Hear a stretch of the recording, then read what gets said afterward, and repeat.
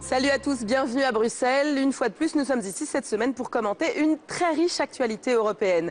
Cette semaine, direction Kiev, en Ukraine. Un an après la révolution, nous sommes retournés à Maïdan, dans la capitale d'une Ukraine désormais divisée. Les défis sont nombreux pour le nouveau Parlement en place et les attentes de la population énorme. Mais d'abord, l'actualité, réforme insuffisante, c'est un tacle cinglant qu'Angela Merkel a envoyé à la France qui a jusqu'au mois de mars pour revoir sa copie avant d'être sanctionnée par Bruxelles. Alors, la France vit-elle un petit canard de l'Union? C'est la question de la semaine et elle est posée par Simon Barbarie. Et un petit coup de griffe pour la France de la part d'Angela Merkel. Au sommet de sa popularité outre-Rhin et juste avant son plébiscite à la tête du parti chrétien-démocrate allemand, la CDU, la chancelière exprime le fond de sa pensée. Les déficits publics français sont trop élevés et les réformes insuffisantes. La France mettrait en danger l'équilibre économique de l'Europe et la crédibilité des règles communes. Voilà de quoi doucher l'optimisme français autour de la loi Macron intitulée Croissance et activité et présentée cette semaine en Conseil des ministres. Mais au gouvernement, on reste zen. Mais ça ne m'agace pas du tout. Moi aussi, il m'arrive de dire des choses sur l'Allemagne. Je dis par exemple qu'en Allemagne, j'aimerais bien qu'ils investissent plus. S'il y a quelqu'un que ça agace, c'est bien Jean-Luc Mélenchon. Le député européen du parti de gauche s'est fendu sur Twitter d'un « fermez-la » en allemand dans le texte. Mais décidément, cette semaine, il n'y a pas que de l'autre côté du Rhin qu'on enjoint la France à accélérer ses réformes. Jean Tirole, prix Nobel d'économie français, invite lui aussi son pays à suivre l'exemple de l'Allemagne. L'urgence, réformer l'État et le marché de l'emploi. De son côté, la Commission européenne attend des mesures supplémentaires avant de rendre son avis sur la conformité du budget français en mars prochain. Alors la France, mauvais élève de l'Europe ? La France, mauvais élève de l'Europe, c'est la question posée cette semaine par Simon Barbarie. Et pour y répondre, c'est Michèle Alliot-Marie que je reçois. Bonjour. Bonjour. Merci d'être avec nous, Michèle Alliot-Marie. On ne vous présente plus, tout du moins à nos téléspectateurs français. Ancienne ministre de la Justice, de la Défense, de l'Intérieur, des Affaires étrangères. Vous êtes donc ici au titre de députée européenne, membre du Parti populaire européen. Est-ce que la France, selon vous, est le vilain petit canard de l'Union ? Certainement pas le vilain petit canard.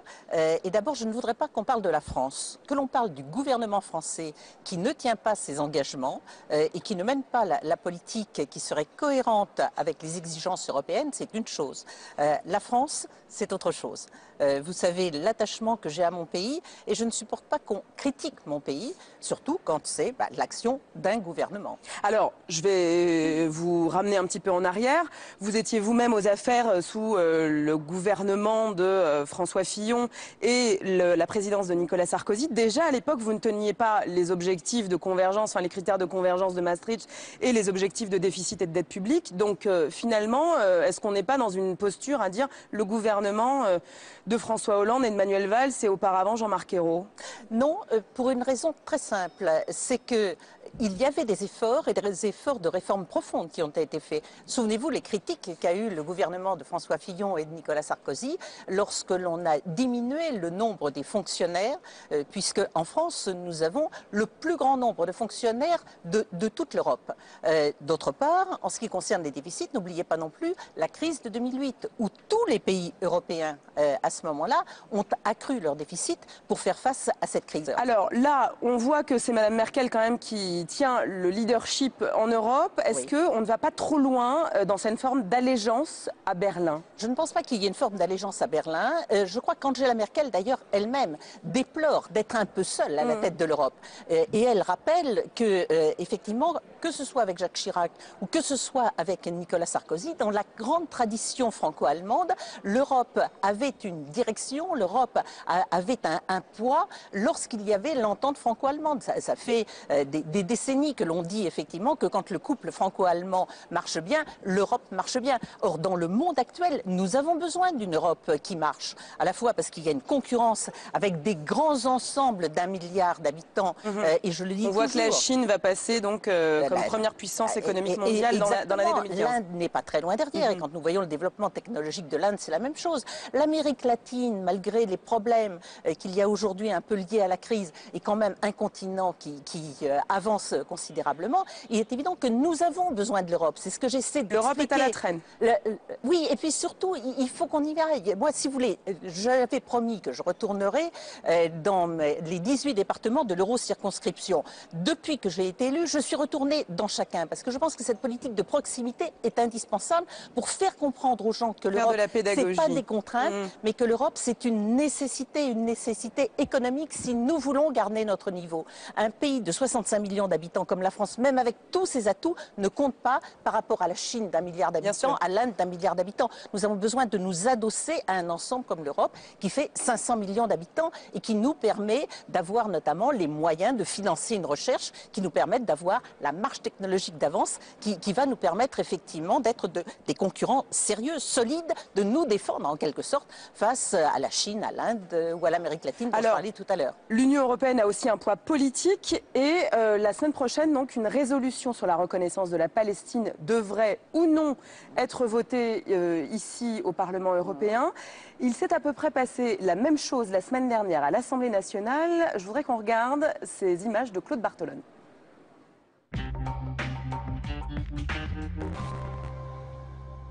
Voici le résultat du scrutin. Pour 339 contre 151, l'Assemblée nationale a adopté.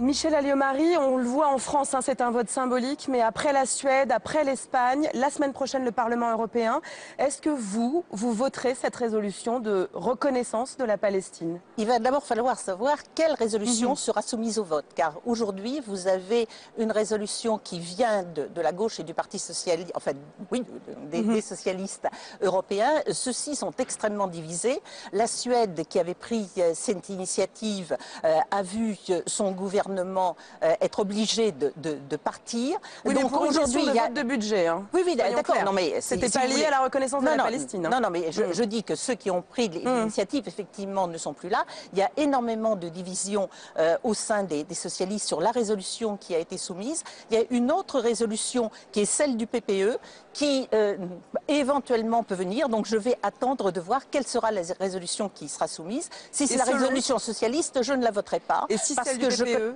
Si c'est le PPE, c'est une résolution qui est beaucoup plus, je dirais, je ne vais pas dire modérée, je dirais beaucoup plus constructive. Si vous voulez, c'est un problème que je connais bien, j'ai eu à le traiter comme ministre des Affaires étrangères. Il faut trouver une solution. Les fondamentaux de cette solution, nous les avons depuis longtemps.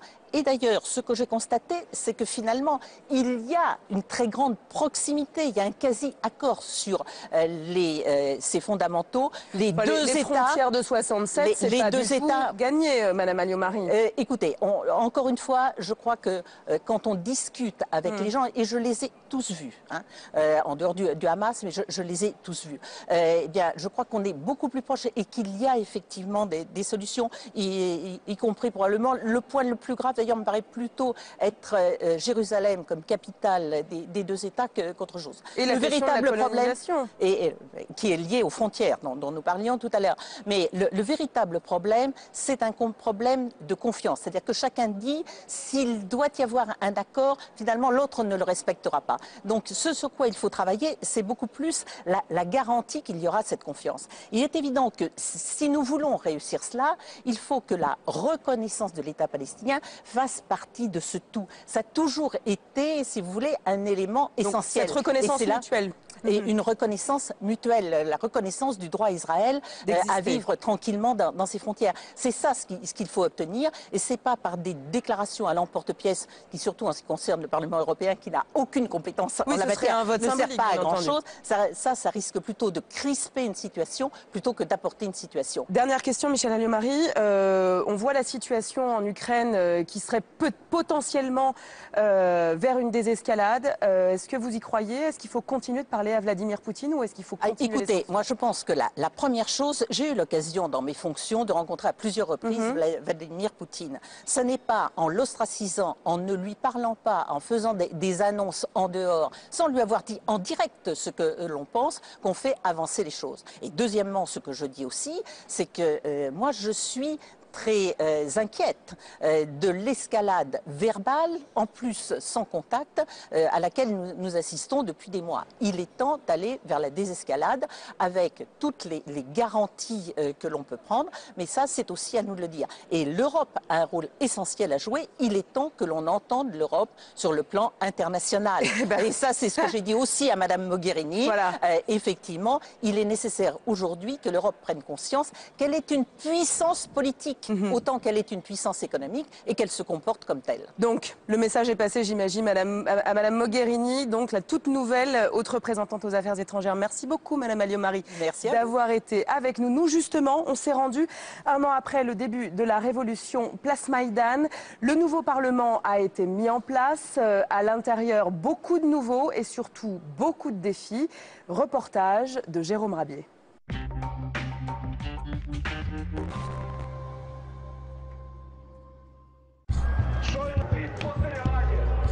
18 février 2014, la place Maïdan s'embrasait à Kiev. Depuis, la vie a repris son cours, malgré la guerre qui se poursuit à l'est du pays. La révolution est encore dans tous les esprits. On fête les 1 an des débuts de Maïdan.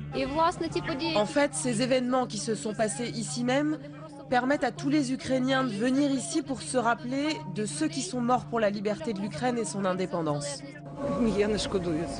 Je ne regrette pas. Cela devait arriver, Maïdan, car nous ne pouvions plus vivre ainsi. 1 an plus tard, c'est aussi la rentrée pour le premier Parlement ukrainien post-révolution. Un véritable renouveau puisque la moitié des députés n'a aucune expérience politique. Parmi eux, ils sont nombreux à avoir milité à Maïdan. Mustafa Nayem est même celui qui a appelé sur Facebook au premier rassemblement. À l'époque, il n'avait été qu'1 millier à répondre présent. Je pense que tout ce qui se passe aujourd'hui dans notre pays n'est que la continuité de Maïdan, car Maïdan n'est pas fini. Et j'espère que les gens qui sont venus au Parlement directement de Maïdan seront la force principale de ce changement.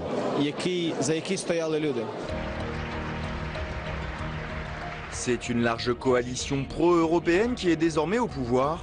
L'ancienne égérie de la révolution orange de 2004, Yulia Tymoshenko, en fait partie et espère que l'union sacrée tiendra. Je veux souhaiter dans ce jour solennel, qui est le premier jour de travail de ce Parlement et aussi le jour de mon anniversaire, je veux souhaiter l'unité de cette coalition et qu'un véritable progrès se mette en place pour l'Ukraine. L'Ukraine est aussi un pays en guerre. Les combattants partis à l'Est sont considérés comme des héros et courtisés par les partis politiques. Pour moi, c'était plus facile de faire la guerre, parce qu'ici, au Parlement, pour réaliser les objectifs que le peuple m'a délégués, il faut faire face à de nombreux obstacles, à une résistance beaucoup plus forte qu'à la guerre.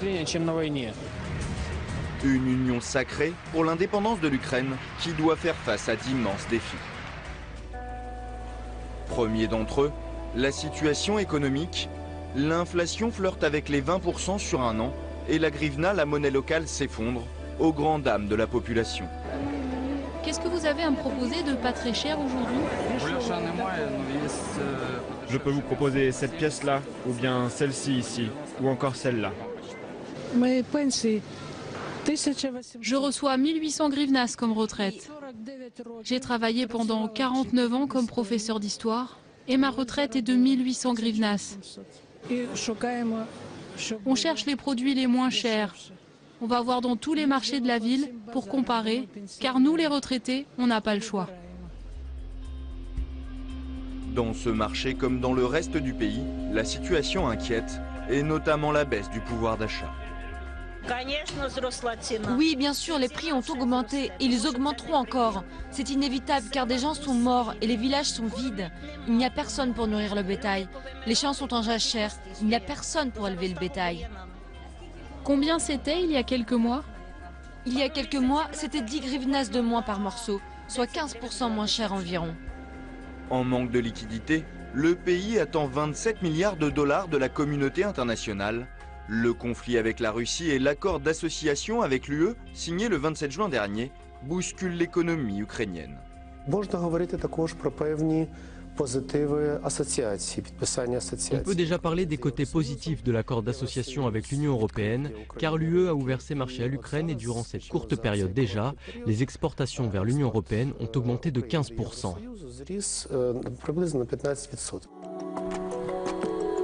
Un bouleversement rapide qui doit s'accompagner de nombreuses réformes qui vont de l'économie à la vie politique en passant par le système judiciaire.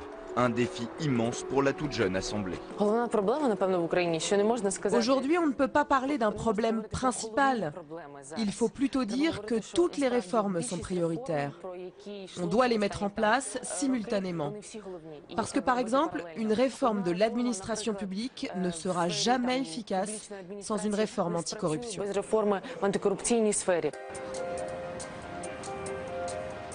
Dans un pays qui pense encore ses plaies et commémore ses morts, tout reste à reconstruire. La révolution ne sera finie que lorsque l'Ukraine aura surmonté les nombreuses épreuves qui l'attendent.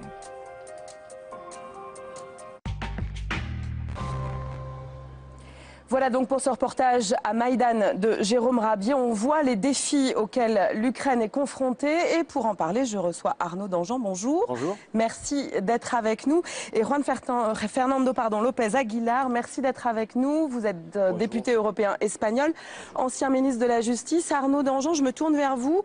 Est-ce qu'on peut rester confiant quant à l'avenir de l'Ukraine quand on voit les défis auxquels elle doit faire face ? Oui, parce qu'il faut être confiant. C'est un pays en transition, depuis longtemps d'ailleurs. On se focalise beaucoup ici, à juste titre, sur les événements qui sont survenus depuis un an et le côté dramatique avec le conflit à l'Est, la révolution Maïdan. Mais c'est un pays qui est en transition depuis des années, voire des décennies, qui éprouve des difficultés économiques et structurelles depuis longtemps. Mais il faut rester confiant parce que je crois qu'en particulier, on a eu des événements porteurs d'optimisme qui sont les élections présidentielles, les élections législatives, d'abord qui se sont bien déroulées, hormis dans les territoires contrôlés par les séparatistes pro-russes, mais qui se sont bien déroulées sur l'ensemble du territoire et qui ont donné des majorités claires, sans aucune ambiguïté, en faveur d'élites pro-européennes, qui sont aussi des gens compétents, que ce soit le Premier ministre ou le Président. Donc il y a quand même des facteurs d'optimisme, même si le fond de crise reste là et ça sera durable. Alors justement, Juan Fernando López Aguilar, on voit que la crise de liquidité existe toujours. C'est ce qui avait conduit en fait à l'époque le début de la crise. L'Ukraine s'était tournée en fait vers la Russie et avait levé la possibilité d'accord d'association avec l'Europe. Il manque 27 milliards d'euros. Il y a des tranches qui doivent être versées à l'Ukraine. Mais est-ce que ce sera suffisant selon vous ? Je ne crois pas. C'est une situation extrêmement difficile. C'est vrai, c'est une situation de transition, mais aussi une situation de conflit. Une situation de conflit qui a lieu dans la frontière de voisinage de l'Union européenne et à l'intérieur du Conseil de l'Europe.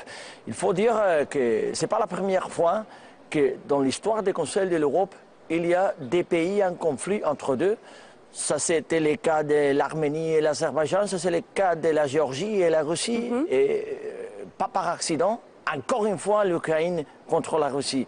C'est un conflit extrêmement difficile et il faut l'engagement de l'Union européenne. Je ne sais pas que la quantité sera suffisante. L'Union européenne ne s'est pas assez engagée ? Je crois que l'Union européenne doit s'engager encore du plus.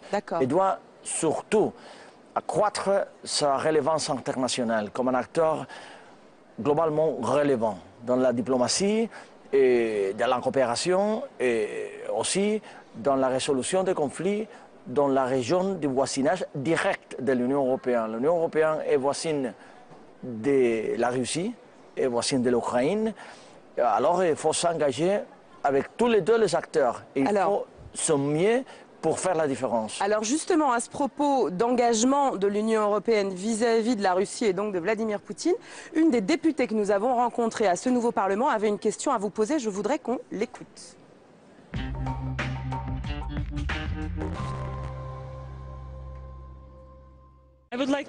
Je voudrais dire que la guerre en Ukraine, la situation en Ukraine, a besoin du soutien international.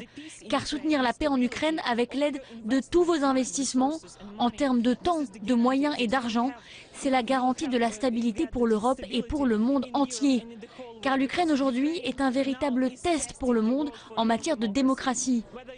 Est-ce que vous soutenez les vrais droits et les vraies valeurs fondamentales, ou alors vous considérez que les conséquences économiques et le gaz russe moins cher sont plus importants pour vous? Alors Arnaud Danjean, ça a le mérite d'être clair. Est-ce qu'on joue pas un double jeu vis-à-vis de la Russie et Vladimir Poutine? On a besoin du gaz, donc on lui fait une danse du ventre. Non, et derrière, Je crois qu'il n'y a pas de double jeu.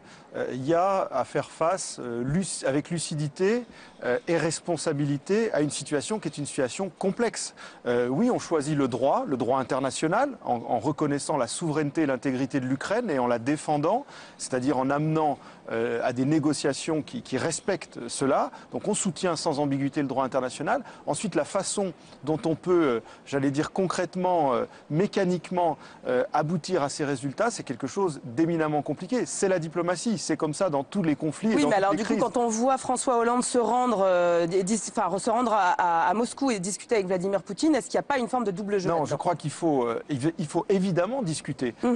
On a, depuis le début, que ce soit l'OTAN, que ce soit l'Union européenne, on a, je crois, à juste titre, dit que l'option militaire n'était pas une option. Et donc, la seule option de sortie, c'est une option diplomatique. Dans la diplomatie, vous discutez, y compris avec des gens, j'allais dire surtout avec des gens avec lesquels vous ne partagez ni les mêmes objectifs, ni parfois les mêmes valeurs. Il faut que la Russie fasse aussi des gestes pour montrer qu'on va sortir de ce conflit ukrainien. Vous êtes d'accord, Juan Fernando López Aguilar? Est-ce qu'il faut continuer de parler avec Vladimir Poutine ou est-ce qu'il faut encore plus de sanctions? Quel message on envoie à ces parlementaires ukrainiens? Bien sûr, c'est impossible d'ignorer les voisines russienne. C'est impossible d'ignorer une voisine géante comme la Russie. Bien sûr. Mais il faut aussi lancer les messages clairs qu'on n'est pas prêt, on n'est pas prêt à céder, à faire des concessions illimitées. Alors il faut tenir l'Union européenne, ses principes, ses valeurs, son engagement avec les droits fondamentaux, avec la démocratie et la lutte contre la corruption. C'est extrêmement important dans une situation comme l'Ukraine.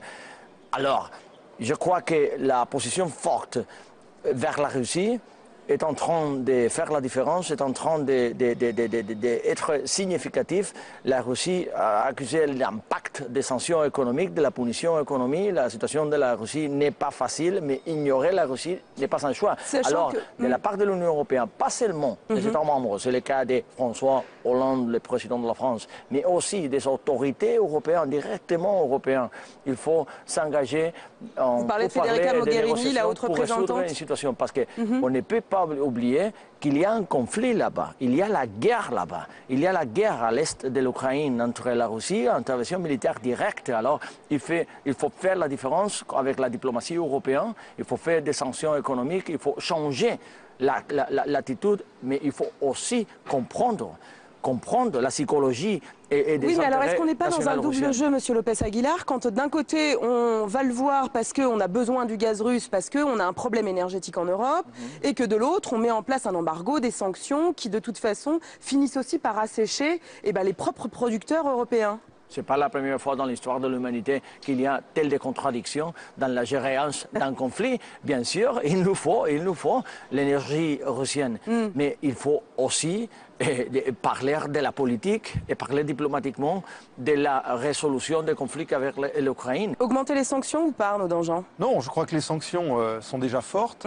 Elles portent déjà leurs fruits. On voit bien que sur le plan économique et financier, alors il y a aussi d'autres facteurs comme la baisse du prix du pétrole, mais on voit que l'économie russe est fortement impactée. On voit que le cercle économique autour de Vladimir Poutine est impacté. Oui. Donc, les producteurs européens sont impactés. Pour l'instant, maintenir les sanctions. Alors, les rétorsions prises par l'administration russe, qui impactent notamment effectivement les producteurs de produits agricoles européens, ça c'est une problématique européenne, c'est à nous de gérer ça avec des mesures de compensation.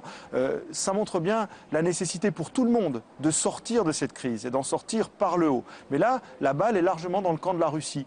La Russie a tous les paramètres de ce qu'on appelle la fameuse désescalade, retrait des troupes et des matériels russes en Ukraine, parce qu'il y en a, arrêter de soutenir des rebelles pro-russes qui pour la plupart sont d'ailleurs pas des gens locaux, ce ne sont pas des russophones d'Ukraine qui se sentent en danger. Pour la plupart, ce sont des mercenaires qui viennent ici pour mener un combat qui n'est pas celui des Ukrainiens de l'Est. Donc il faut mettre fin à ce conflit. la clé se trouve largement à Moscou. L'Europe, le moment venu, allégera ses sanctions, voire les lèvera complètement. Pour le moment, on n'en est pas encore là, malheureusement. D'accord. Alors, il y a une autre actualité qui va vous occuper sur la session prochaine à Strasbourg. Donc la semaine prochaine, c'est le vote ou pas de la résolution pour la reconnaissance de la Palestine. Juan Fernando López Aguilar, est-ce que vous voterez oui à cette résolution? Oui, je vais voter C'est oui. important pour vous que l'Union reconnaisse... la définition finale de la rédaction de la résolution, mais je suis tout prêt. Oui, elle n'est pas... Voilà, la résolution n'est pas encore rendue publique complètement. Je me tiens bien sûr ami d'Israël.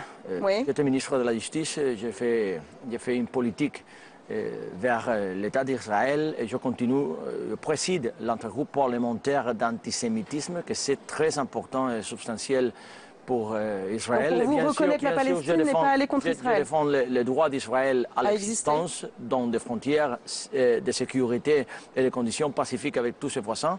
Mais bien sûr, il faut être conscient que la détérioration de la situation régionale avec l'État islamique, la menace de Hezbollah, les roquettes provenant de Gaza et tout ça, cette situation d'instabilité demande une réponse clair, un pas très clair de la part de la communauté internationale, tout particulièrement de la part de l'Union européenne. Ce Parlement s'occupe ça, de faire une déclaration de volonté. Mais même si c'est symbolique. Là, on veut l'État palestinien, l'État de la Palestine. Et on veut la reconnaissance de l'État de la Palestine. Mais ce sera symbolique, monsieur Aguilar? Non, pas symbolique, c'est politique. C'est politique. Arnaud Danjean, vous voterez oui? Non, a priori, je voterai contre. On verra la rédaction finale de cette résolution pour une question de forme et une question de fond. La question de forme, c'est que ce n'est pas dans nos compétences et ce n'est pas dans les compétences de l'Union européenne de reconnaître un État. La reconnaissance est un processus national et je souhaiterais à cet égard qu'il y ait plus de coordination au niveau européen sur une position commune. Donc vous en appelez au Conseil, en gros, aux représentants des gouvernements nationaux? Au Conseil, c'est au Conseil de prendre sa responsabilité et aux gouvernements nationaux. Sur le fond, je pense que c'est prématuré. Je suis évidemment pour un État palestinien, je suis évidemment pour la solution dite à deux États, même si elle a beaucoup de plomb dans l'aile, pardonnez-moi l'expression en ce moment. C'est vrai que le processus est bloqué, c'est vrai qu'il faut faire des pressions, notamment sur le gouvernement israélien actuel, qui ne joue pas le jeu. Non, on sait que la colonisation a énormément augmenté. Il y a effectivement une résolution, sans doute, à appuyer de la part du Parlement européen pour inciter, pour demander au gouvernement israélien de faire des efforts. Pour autant, je ne crois pas que ce soit la reconnaissance très virtuelle d'un État palestinien très virtuel qui change la donne. Je connais l'argument de ceux qui disent aujourd'hui on est à un tel point de blocage qu'il faut des gestes forts. Un geste politique fort, c'est ce que disait M. Aguilar. Un peu renverser la table.